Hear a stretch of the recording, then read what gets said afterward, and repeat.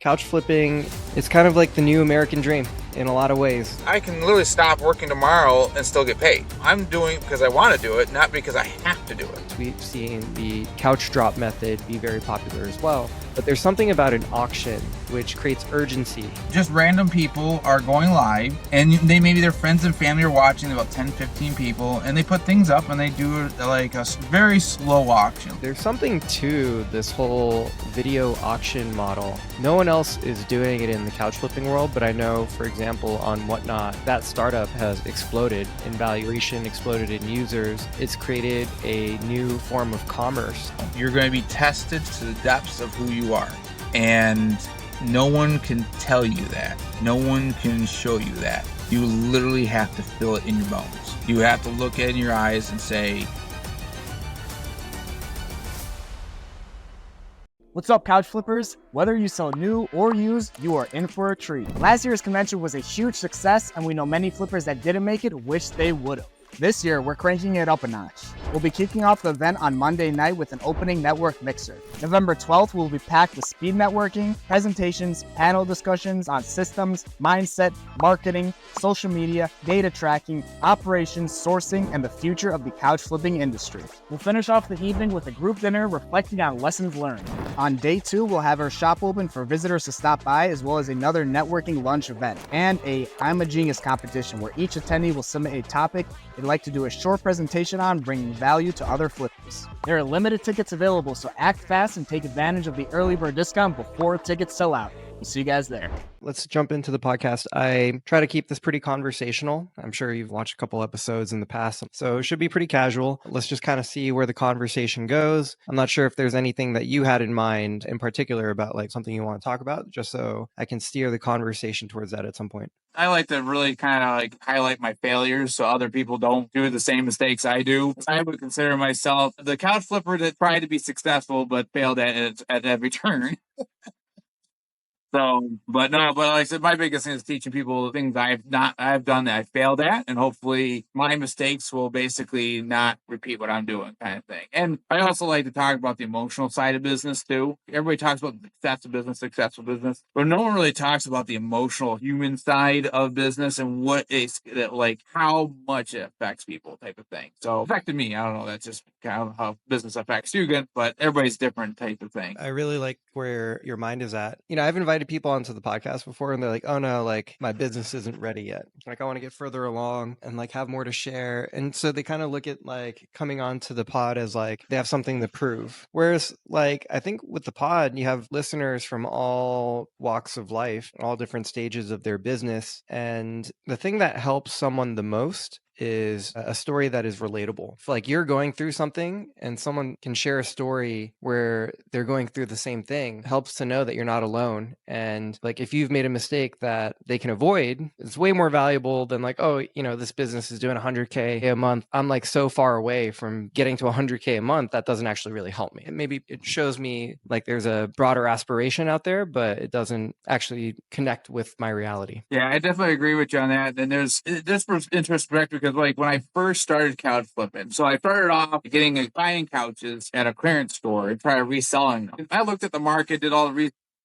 I saw I was only making maybe $25 of profit, and I was delivering these couches. So it's like, I don't know how these guys are making thousands of dollars on it. And it actually had to take someone else to come in, another couch flipper who was getting out of the business, and he was going to go do something else. And he's like, he taught me all the ropes. And like, you got to get used ones. You got to get the ones that are dirty. You got to clean them. You got to do all this stuff. And you can go from a free couch to making $200 or $300 on the couch. So when I did that, I think the biggest thing that I think almost everybody gets into this is the realization of, I call it the awakening of the true entrepreneur. I have a speech impairment, so I can't say certain words. But basically the true awakening, and that is when you realize you're making $500, $600 a week working a 40-hour job, and then one day you flipped one couch and you make $300 in 2 hours. And your mental state just goes, why am I not doing this more often? Why am I not doing this more? And it's an emotional state. And that's really like where I had, and I'm still dealing with that. because it's like I actually lost my manager job, so I have more freedom. So like the one thing I did say couch flipping allowed me to do was allow me to break free of the matrix, they call it, to really kind of like emotionally like look at it's like what can I do with all my time now to create money. And couch flipping gave me the opportunity, and then realized opened up a huge opportunities, from trash hauling to house cleanouts to retail arbitrage to liquidation. It just, you saw a whole new world. And for people who just beginning and just those, like, it's an emotional slap in the face when you have start seeing some success. Like, I really love the fact, like Dylan, and I can't remember the guy's name from North Carolina, the Marine guy. Michael Griffin. Griffin, yeah. I haven't been watching the group for a long time, but like those guys are kicking butt. And I think the one thing when we had the convention that really blew out, and it was a running theme, was everybody built their businesses part-time. Everybody built their businesses part-time. And everybody says, oh, you got to jump in full force. You got to focus 100% on it. But it's been proven 3 times in a row, you can build your businesses to part-time. So you can, and I know people still just do couch flipping 1 couch a week, and they're happy and they're blissful, and they have all the freedom in the world because they're living off of just $2,000, $3,000 a month. It's one of those things. So sorry I talked too much. Jason, I completely agree with you. You know, I talk to at least 5 couch flippers a day on a business day. And I always ask, like, how did you hear about couch flipping? How'd you get started? And I hear a lot of the same stories over and over and over and over again. Like, you wouldn't believe the number of people that have told me the exact thing that you just said, which is like, yeah, I was maybe working at a warehouse, I was working at a storage facility. I was the manager of XYZ. And then I heard about couch flipping, and then I tried it one day. And then I realized, like, oh shit, like I just made more money than I would in a month of employment flipping a couple couches. And that aha moment is such a big deal for people. And, you know, I talk about this a lot on the pod, actually. Couch flipping, it's kind of like the new American dream in a lot of ways, because back in the 1980s, when my dad came to the United States as a refugee from Cambodia, you had a fair expectation of being able to go work for someone, buy some property. That property is going to explode in value over the next couple decades. You'd retire with a nice pension. And there's this whole idea of a white picket fence American dream. And that doesn't exist anymore. You know, you have double income, no kids families that are struggling to survive. Like, they're living paycheck to paycheck. Inflation is at an all-time high. The new jobs report that came out showed that there are 1 million less jobs in the economy than was initially predicted at the beginning of the year. The economic situation for a lot of Americans right now can be pretty dire. And when I say couch flipping is the new American dream, I actually don't say that facetiously. What I mean is it's the first opportunity for a lot of people to have ownership, to have equity, to build equity in something for themselves. Because that's exactly what's happening when you buy a couch and flip it. It would seem more straightforward if you were to buy a house and then flip the house. Of course, this concept of equity makes total sense with the house. It's something real. Like, you have stake of ownership in this house. You bought it for $200,000 and then you sold it for $300,000, and you get the upside of $100K because you took that risk. Couch flipping is just equity building on a much smaller scale. And so for a lot of people, that aha moment is literally the first time that they make this connection that equity and ownership is the real path to wealth, as opposed to having a job where you're simply trading your time for dollars. You want leverage on your time, and that's what equity represents. Hey flippers, are you still manually searching for deals or posting them on Facebook, OfferUp, and Craigslist? It's time to level up with Ivy Flip, the world's best app for resellers. With Ivy Flip, you can effortlessly source products from Facebook, OfferUp, and Craigslist, all from one convenient app. No more anxiety about missing a good deal. You'll receive notifications as soon as they're posted. Plus, with our cross-posting feature, you can post your listings to multiple marketplaces with a single click. And with our AI-powered scam detection, you won't waste time on fake listings. Stop wasting time with outdated methods. Embrace the tech that transforms your flipping game. Try Ivy Flip today and watch your profits soar. Click the link in the description and get a 1-week free trial of our app now.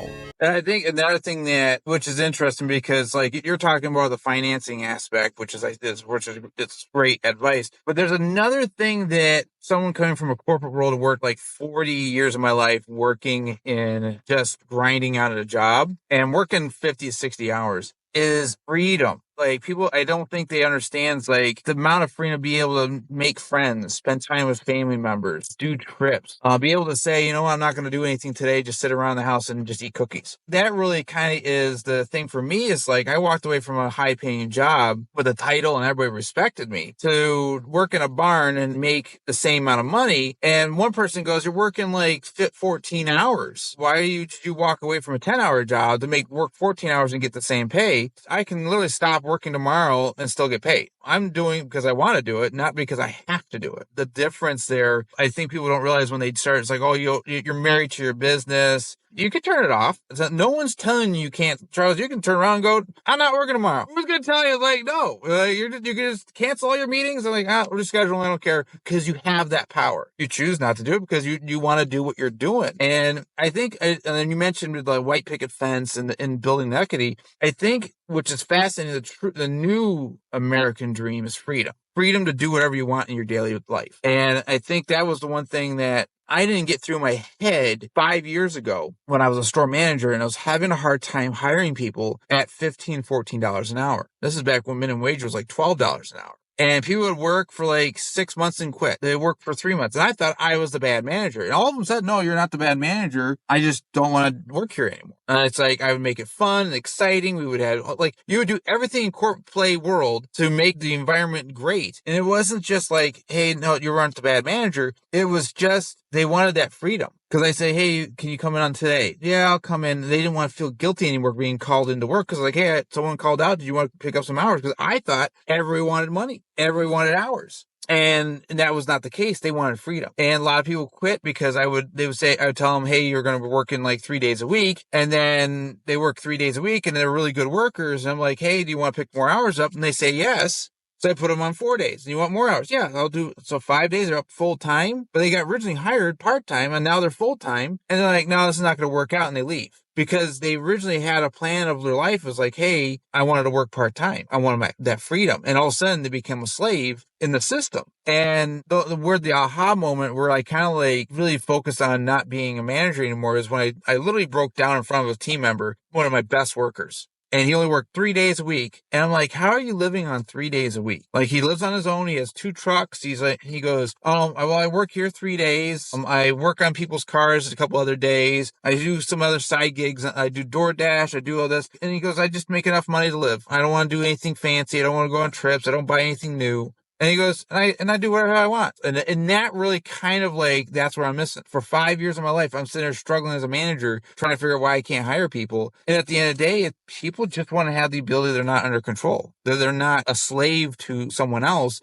that they have the ability to walk away and not feel guilty. It makes total sense. You know, what's interesting is I've been traveling around Europe, and this is my first time in Europe. Last time I was here was like 20 years ago. And I spent some time in Serbia because one of my friends out in DC is actually born and raised in Serbia, came over to the US for college and then is employed as an economist. And he invited me to Serbia and to come like visit his hometown. And, you know, one thing about me is if you are from a foreign country and you invite me into your home, 90% I'm going to show up. And what was really interesting is like I'm in his hometown of Valjevo in Serbia, population of maybe 100,000 people, a small town. It was like pretty modern, not so quaint as I thought it might be. But what was interesting is like they had this national dish. It's called burek, which is kind of like a phyllo dough pastry stuffed with meat and cheese and things of that nature. And he was telling me, you know, one day we got to go get burek from my favorite bakery. But the problem is this bakery only opens for 2 hours every day. And so they get up, you know, in the morning at like 4 or 5 a.m., they start preparing and then they start selling around 9 o'clock. And by 11 o'clock, it's sold out. So if you're not there at 9 o'clock, by 10 o'clock to buy a burek for the day, you're out of luck. And these people are just content. They make enough money. They're happy with the lifestyle that they have. And they just want to enjoy the rest of their day. Like after 11 o'clock, once they're sold out, that's it. You know, no more burek. Whereas like if this was in America, you can imagine that this is going to be open 12 hours a day, 24 hours a day. They're going to open up multiple locations. They're going to start franchising it. I think for a lot of people, especially in like the European mindset, You don't live to work, you work to live. I can see something similar happening in the modern generation. In the US, we definitely come from a Puritan background, and that Puritan work ethic has been deeply instilled into the fabric of our society. And of course, we're a largely capitalistic society. But I can see this like counter pressure mounting as well in modern American society, where people don't necessarily want to be working all the time and they want to enjoy life and take a step back, smell the roses. That's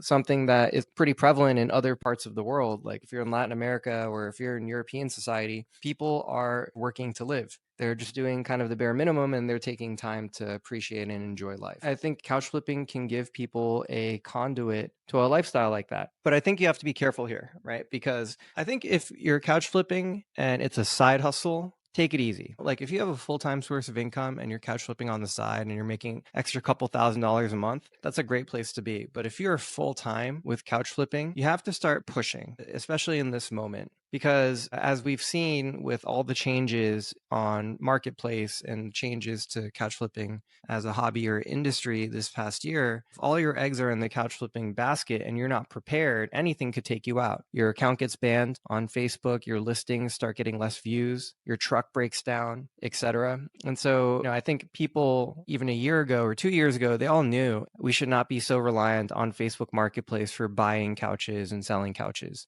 Everyone knew that was still where 90% of business was happening. And times were good. And so when that kind of bottomed out this year, a lot of people were caught with their pants down. And so I think it's super, super important if you want to be couch flipping with any sort of longevity and you don't have another source of income, you start taking it more seriously and figuring out what's going to happen if there is a rainy day, because those rainy days are here and they're coming and it's storming. No, I agree with you. And that's one of the big things that I branded myself, Brig J Stuff. I went against the grain of niching. A lot of people say you stayed niche to that one specific thing, is because that allowed me to pivot the business. When the couch business started going south, I went into liquidation. And I literally, like 4 months ago, I went really hard on live video selling, which is like a whatnot, but I did more on Facebook, which technically on Facebook is the hardest thing you can build, apparently. And I didn't realize that, and I did it very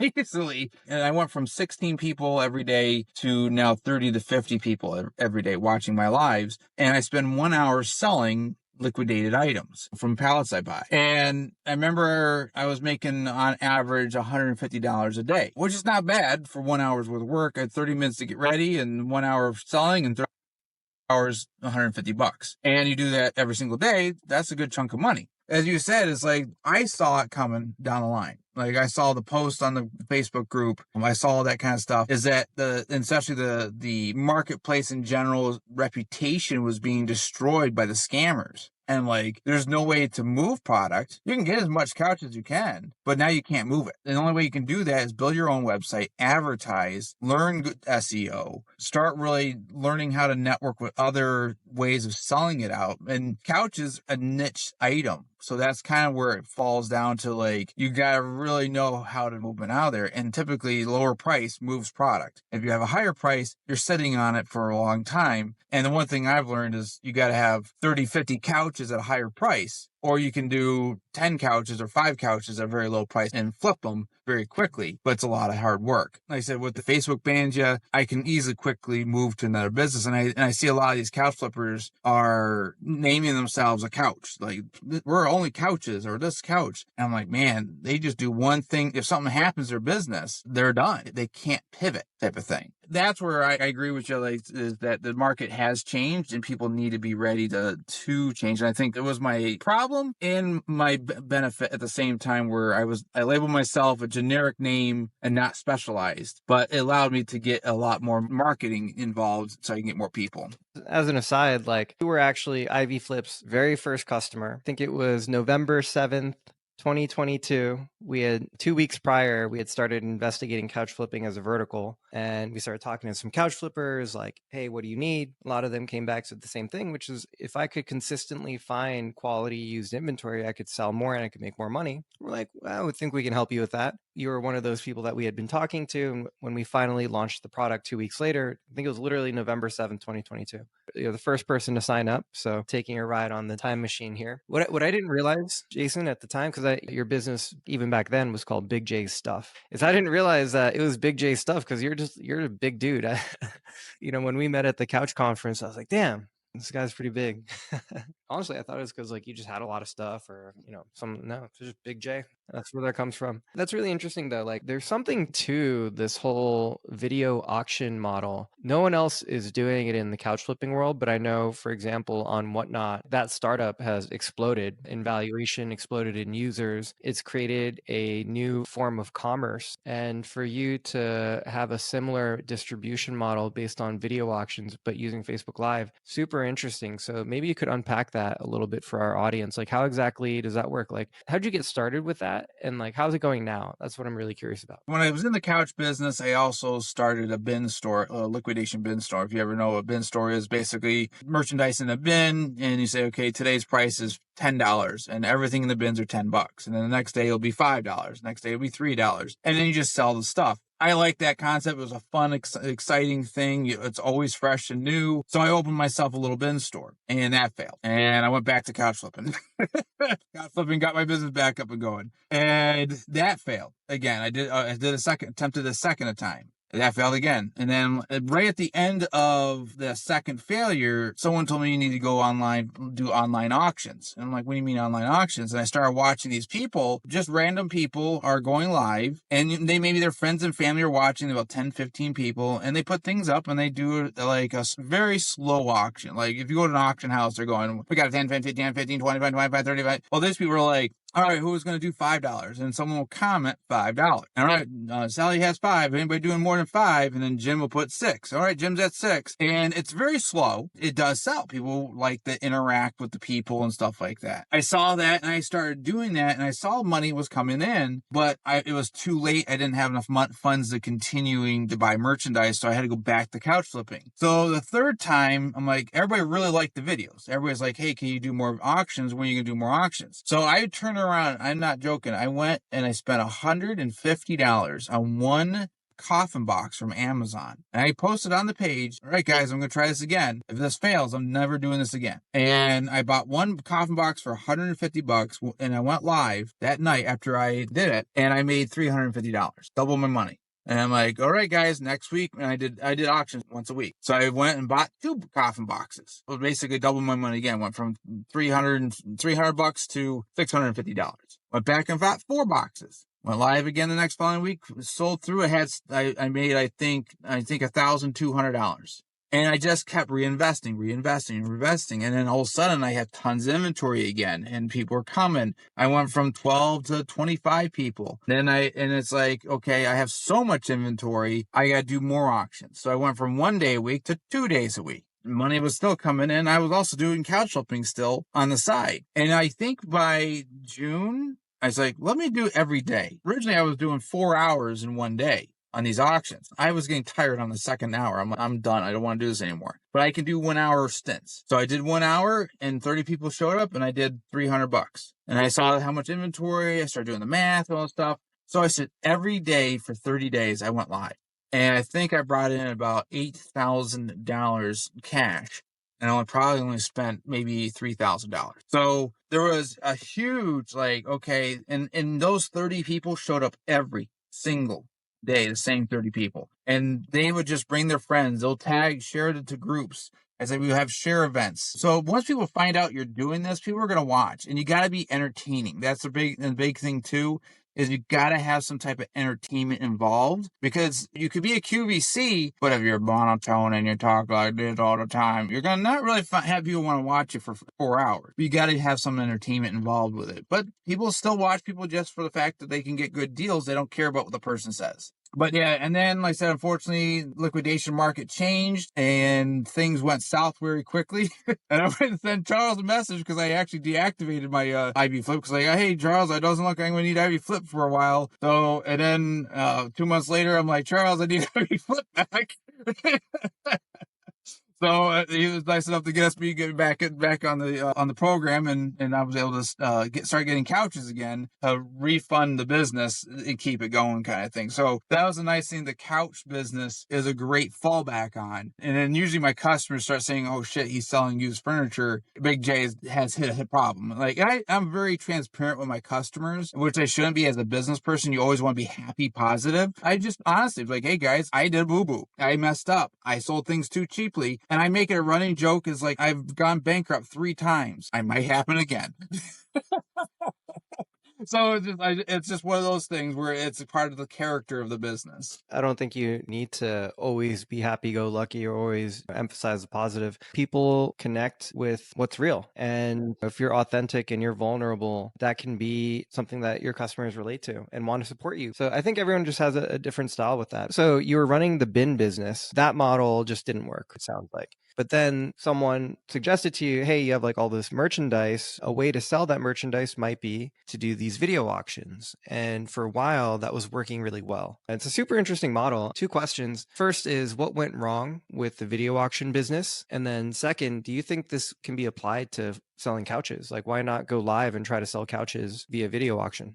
What wrong for me was the cost. Well, there was a dry spell because I sell small little things. And right now, during that 30 days, there was a lot of big items like couches, chairs. And for my auctions, people want to buy $5, $6 items. And that's the small little stuff. So I will get it for $1 and I'll sell it for $5, but I'll sell 100 of them. So that's how I move merchandise, where the market for 30 days dried up. There was no good product for me to sell. And I was running low on my own inventory because I built up inventory and I ate through it because I was doing every day. Where if I was doing every week, I would have been okay no matter what the dry spell. I blew through much inventory. So really understanding inventory flow is very important when it comes to liquidation, especially if you're high volume. Making sure you're kind of like 30 days out ahead is like, do I have enough inventory for 30 days? And if you're saying, hey, I'm running low on inventory, I'm going to be out of inventory by the time another inventory comes back, then you need to make changes immediately so you don't dry yourself. As far as couch flipping, there is an actually local business who saw, it's called Duncan Bright, the Northeast furniture store. They saw everybody doing these live auctions. So they started doing their own. And what they did was they auctioned off displays. So they'll go around and say, okay, we're auctioning off this bed and we're starting to bid at $100. The thing with them is they wait, I think, 5 minutes. You have 5 minutes to get your bids in. After that 5-minute hits, they stop the bidding and whoever has the highest bid wins it. So they can probably sit there and let the bids keep going. And they'll sit there, they'll talk about the bed, they'll talk about the benefits of the bed for 5 minutes. And once that they have someone who has timer and says, all right, 5 minutes, who has the bid? And say Susan has it for $500. All right, Susan, you have 72 hours to pay it, and you have to pick it up within the next 4 days. And they do that at least once a month. They'll go through and they'll do like an hour-long auction of all their displays. So for a small couch flipper to do that, you would really need to have like a day that you're going to do this, maybe once a month, and really kind of like advertise, hey, we're going to auction off from furniture. But the thing is that a lot of people want, if you're doing auction off, they got to know if it's new or used. If you're saying all used, you prepare yourself for the trolls. Because especially if people start bidding, you're going to get people that's like, that's not worth anything. That's trash. Oh, it's used. You're just going to have to ignore them. But there is going to be a lot of people on the chat who are going to say that. But if you have a good following, like I think Dylan has a huge following on his page. If he went live and he says, hey, we're going to go live. We're going to have auction off 10 pieces. I guarantee you probably bring more money in with the items because I only got one, guys. If you want this one item, you better bid on it. And if 2 people want it, they're going to bid themselves up. And if it costs them like $100, $200, start it at $300. He's already made $50 profit. Or you can go risky and go open bid. Who wants to give us a bid? And someone may say $1, but then you get the one person who's like, I'll give you $400. Starting bid $400. So you don't know. It's all different trial and error. But for independent, smaller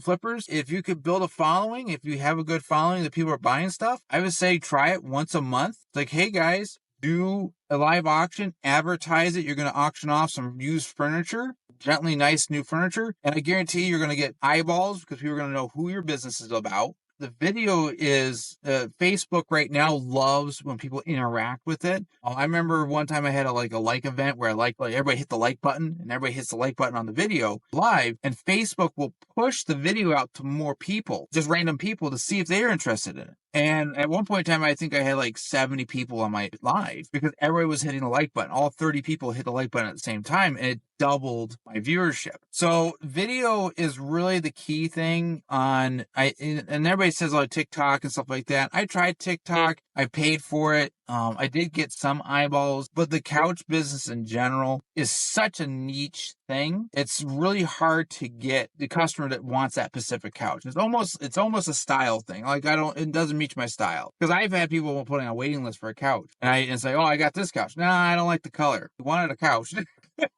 There's the couch. That's where it was for me when I did the advertising. It was hard for me because it's like you spend a lot of money to get your face in front of people, and you get followers and they just sit there and wait until you get inventory. For me, I want to sell right away. So that's why I always low price, high volume model versus a high price, low value model. Yeah, it's great to get that big $3,000 couch sold, but if I can sell 10 $100 couches in 1 week, I just made $1,000 kind of concept. So when you were doing the liquidations, like via video auction, what kind of stuff were you buying? Initially, you were buying, called them coffin boxes on Amazon. Yeah. What is that? So Amazon has different programs when they liquidate things out of the warehouse. So what they call coffin boxes is this huge box. We call them coffin boxes because you can technically fit a small person in it. That's how big it is. I don't know where the term coffin came from, but that was like the joke of the liquidation business is coffin boxes. But they're like really large boxes that have high dollar stuff in it. Sometimes they'll have iPhones, iPads, Mac computers, and high volume stuff. Some don't. They just have trash. So it's complete mystery. We don't know what's in these boxes. And they range from $100 up to $400 to $500 a box, depending on where you're getting them from. But the whole liquidation world is so huge. I can spend like a whole nother podcast just talking about liquidation. They're really and the problem is even the scammers are in that area. Like they're even worse. Like, we go talk about the scammers that scam people $50. There's scammers scamming people for $10,000.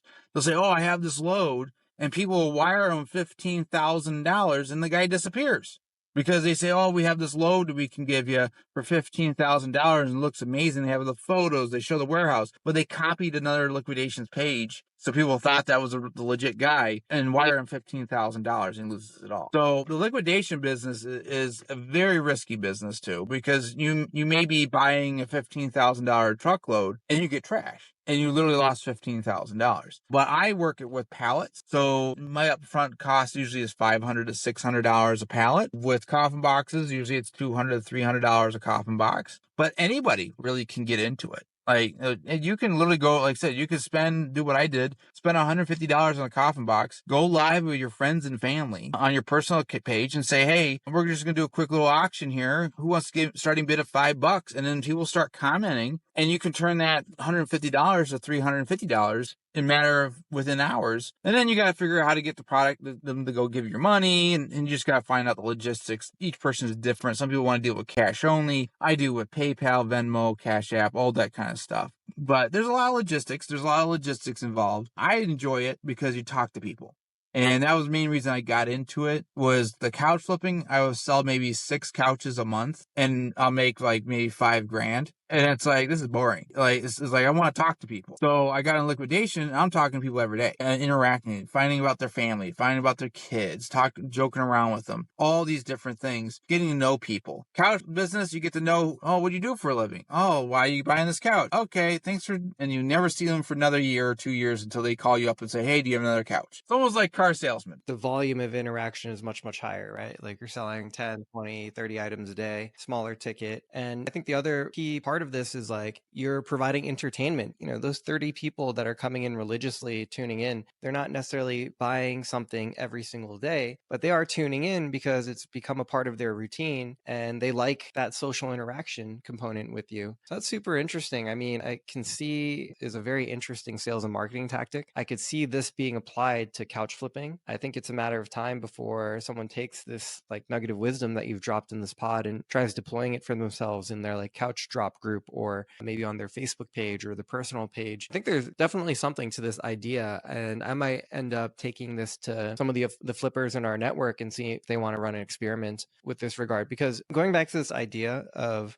couch flippers need to grow beyond just a side hustle. If it's you have a full-time job and this is just a side hustle, you want to keep it like that, 100% great. But if you are full-time flipping couches and you are still 100% reliant on Facebook Marketplace to buy couches and 100% reliant on Facebook Marketplace to sell couches, you need to evolve. And there are a variety of ways in which people are evolving. I would say the next level up, something like Couch Flipper buying a warehouse with a showroom, maybe upgrading to 2,000, 3,000 square foot space in which they can operate and exhibit their goods. They might be sourcing off of B stock. They might be running pickup ads on the acquisition side. And then for sales, they might be doing something like having people walk into their showroom, running Facebook ads to generate leads or to get more foot traffic into the showroom. Or they might be publishing their listings on different marketplaces like Craigslist and OfferUp. They might be trying to distribute via e-commerce. And, of course, we've seen the couch drop method be very popular as well. But there's something about an auction which creates urgency. You have an environment of people that are in the mood to buy. And if you don't put a bid in, you might just lose out on a deal. Then someone else is going to take that deal from you, right? And so the sense of urgency, the fact that you can do it online, there's probably something very powerful behind this if someone figures out the model, like how to tweak this to make this really work for couch flipping. So super cool idea. I'm curious to see how this might get implemented in the future. One thing that you talked about that I want to dig in a little bit further on is payments. So obviously Facebook video doesn't actually have like built-in functionality to coordinate a video auction. So how are you bypassing that? You have an audience of people that you know, and maybe some people pay cash. Or like, how do you make sure that when they put in a bid that they're actually good for it? And how do you collect the money afterwards? That's the pain of doing business. I think right now with the 30 people I have that are buying stuff from me, maybe 20 of them are good on paying on time. Other people I have to poke the bear and say, hey, if you want to continue business with me, you got to give me money. So yeah, the people that basically, and that's where it gets scary, because if you say sell 10 couches to 10 people and then 5 of them say, no, I don't want to buy it, I changed my mind, you just wasted all the opportunity to sell those couches to someone else, kind of thing. So there is a huge risk on it. I know some auction houses, especially if you're doing large volumes, will do in person, or they have to do $100 deposit. So basically, a lot of people will do is, hey, if you're going to participate, you got to do $100 deposit. They're such a big corporation, they don't care. If you don't come pick it up or pay for it, they're going to sell it on the sales floor, or they'll put it up on the next auction. They don't care. For people who are a little smaller, and you don't even have to do video either. There's also silent auction options too, where you just put a post up and say, hey, we're going to do an auction on this post. And then people bid on the auction, and it says this auction will end tomorrow at 9 p.m. And the time will extend every time a bid comes in, so you don't get those last minute bids. So there's different ways you can do auctions on your Facebook. One's video, the other one is posting on your page and say, hey, starting bid $100 and tomorrow at 9 p.m. And then people will start bidding on that couch. Now you gotta feel comfortable. If no one wants that couch, you're gonna lose it for $100. Someone may say $100 and take it. So you gotta be ready to be like, hey, the minimum I'm gonna go is $400. Then that's your starting bid, $400. If someone doesn't want to buy it, $400, you're gonna lose it at $400. So there is a lot of risk, but if you know, hey, I got people that are constantly commenting, they want couches, they want this, or they're fighting over, especially like I know Dylan, he'd probably be phenomenal. He'd probably get more money on his couches if he did it as an auction versus who does the first one. Because I know he mentioned he posted something on a page, he has like 6 people saying want. So if you have 6 or 7 people saying want as an auction, it's like, hey, we're going to start a bid at $400, ends tomorrow at 9 p.m. Who's going to give you the best bid? And let the bids begin. He probably would end up getting that for $2,000, where he probably would have sold it for $1,000, because you had 2 women that were fighting, or 2 people fighting over that couch. Like, I need that couch.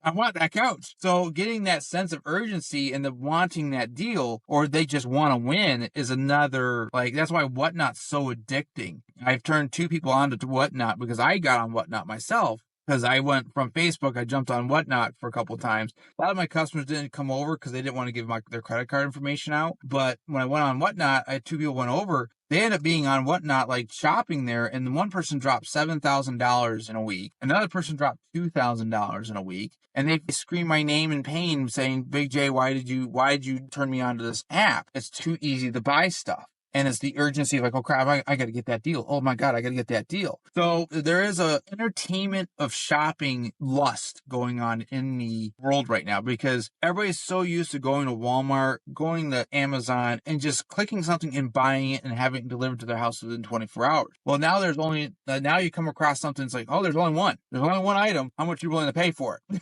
Then it's like, ooh, I'm interested in that. Let's have some fun. That's a thrill of shopping is no more. Some people don't like the bargain shopping. A lot of people don't like, and that's why you have to diversify your model. That's why, yeah, most of my money comes through online auctions, but I have a little bit of money from people looking at my posts. I'm about to start posting stuff on my website so people can go to my website because a lot of people that say, hey, I'm on Facebook, I do live Facebook auctions. They literally look me in the face and go, I don't have Facebook. I will never use Facebook. So the world really wants this, and they want it that you don't have to give out your credit card. And once someone figures out that system, that able to secure that, the world's going to be on fire. And that's why I think QVC and all those guys are still around, because people still want to buy stuff and shop for stuff. And the world of entertaining shopping is just beginning. And Whatnot, I think, is just the peak of it. And I think the one thing I like about Whatnot is that it shows there is a market out there. But I think Whatnot is messing up badly because it's not beginner-friendly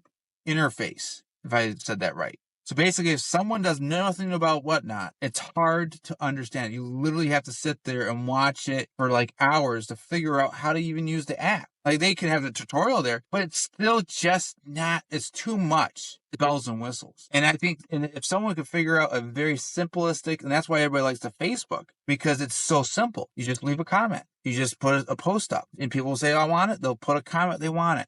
Absolutely. I mean, the nice thing about Facebook is that there's already an audience built in there, right? You have your social network, you have your friends, your connections. So when you go live, potentially it gets distributed to them. I think on Whatnot, you also have an opportunity to connect with a broader audience of people, potentially who are even more willing to buy, have higher buying intent, but it's probably going to take you time to build that network compared to just tapping into your pre-existing Facebook audience. I'm curious, have you tried selling couches on Whatnot, or have you tried selling couches on video auctions at all? I have not, because I typically don't have enough inventory to really do decent. I would feel like if I only had like 2 couches to auction off, I feel like that would be kind of like, oh, I only had 2 couches. Like, if I had 10 couches, I probably would do a video aspect, but my inventory levels fluctuate so much.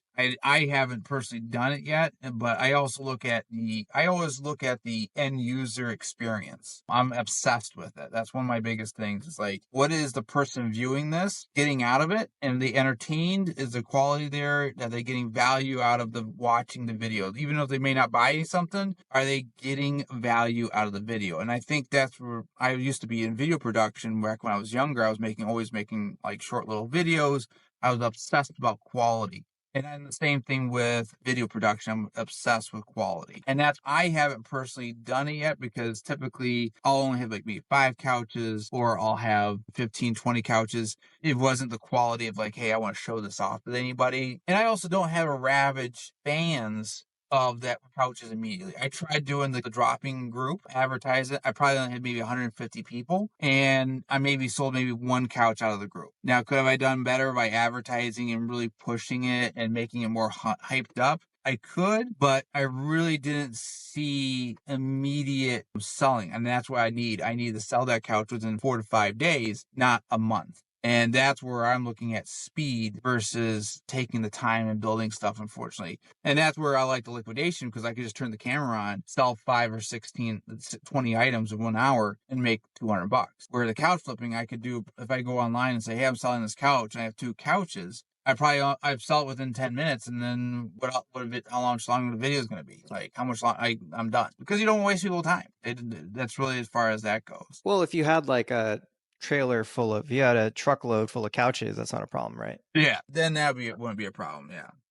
Interesting. So, unfortunately, as you and I have talked about, the liquidation business had its ups, but also its downs. So, if you don't mind, could you share with the audience like some of the problems that you ran into and where you're at today? Really, the big thing is costs and how to buy. Those are really the two big things is when it comes to liquidation. If you know what your customers are, like right now, 60% of my customers are resellers. And these resellers don't have big stores. They're like mom and pops. These people do the same thing I'm doing. They go live and they sell stuff. One guy has a store and he's a hustler just like me. But that's the thing, they want the good deals. And sometimes, like I said, especially you have Target merchandise, everybody loves Target. If you sell it at a decent price, you go blow through it real quick. But if you have it if you sell it at 60% retail, people are very hesitant to buy it. But if you sell it at 60% off, then people are going to buy it like crazy. They're going to be like, oh, I got to get it now because it's 60% off. But the problem is that with the liquidation business, the real market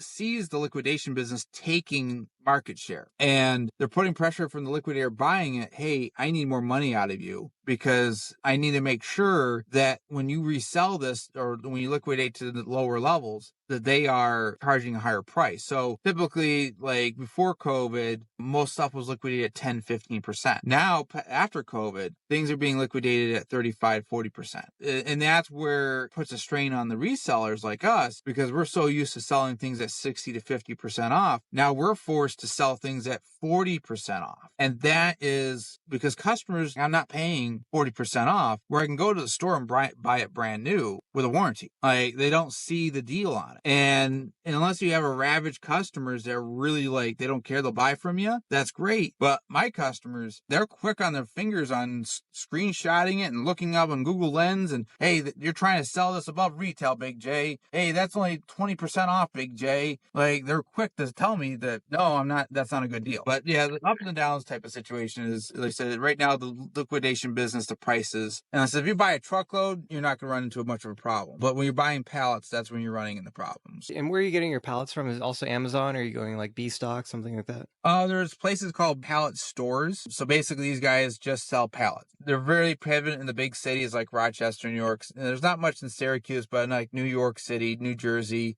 these guys, all they do is sell pallets. And they call it pallet stores. Usually type in if you Google liquidation stores, you'll find them. Sometimes they don't want to be found. They don't want to deal with new customers. They like the customers they have. And it's really, you gotta know who you know kind of thing. And especially if you're good at marketing, and that's one thing I have to say about the liquidation business, everybody's horrible at marketing. And the better you're marketing at it, you're going to do laps around everybody. And especially in the couch flipping business, everybody's horrible at marketing. No one knows how to market. If you know how to market, you can do laps around everybody. And that was one thing that I've learned. And that's one reason why I'm very flashy. I'm trying to promote and be very entertaining because once I start putting money towards advertising, I'm just going to explode. If I'm getting this traction without doing advertising, if I start putting money towards ads, I'm just going to explode. But I got to make sure my processes are in place. My business is running smoothly because if I have an influx of new customers, and if I can't handle it, it's going to be a disaster for everybody. Because I've seen it happen. I've seen people fail because they had an influx of customers. I've seen small businesses collapse because they got too many customers too quickly. So that's one thing that, as far as liquidation goes, is really once people find out you can move inventory, people will come knocking on your door and go, hey, would you be interested in selling this? Hey, would you be interested in selling this? Because they got to get rid of stuff too. They're trying to move inventory. We're about at our hour here, but this conversation thus far has been really insightful. If you had to share one lesson that you've learned over the couple of years that you've been flipping,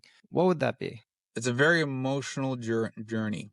You will cry, you will be stressed out, and really anybody who's looking into business in general, you're going to be tested to the depths of who you are. And no one can tell you that. No one can show you that. You literally have to feel it in your bones. You have to look at it in your eyes and say, either I fail or I succeed. A lot of people say motivation and this stuff. At the end of the day, it's not motivation. It's just action. Take action. Do what you got to do to make that money. If it means you only make $10, you only make $10. But the thing is, you're moving it. You're doing what you got to do to make it work. And that was one thing. Like I said, this month was going to be the hardest month of my business. I have to make another $1,000 in the next 14 days. If I can't make $1,000 in 14 days, I have to liquidate everything and shut everything down and move back into a garage, because I operate out of a warehouse right now. And I'm confident that I will hit $1,000 in 14 days. But that's emotional. It's stress. And no one prepares for you for that. And if you do ever look into business, you remember, no one talks about the tears. Everybody talks about the positive, like, oh, I was successful. And those nights when you sit there and going, I don't know if I'm going to make it or not. But at the end of the day, you're going to do it. You're going to put one foot in another and just take action. Yeah, Jason, I have a feeling that we're seeing you a little bit while you're down right now, but you're not out. And I look forward to connecting with you a couple months to see how your progress has been. And hopefully we're going to hear some good news at that point.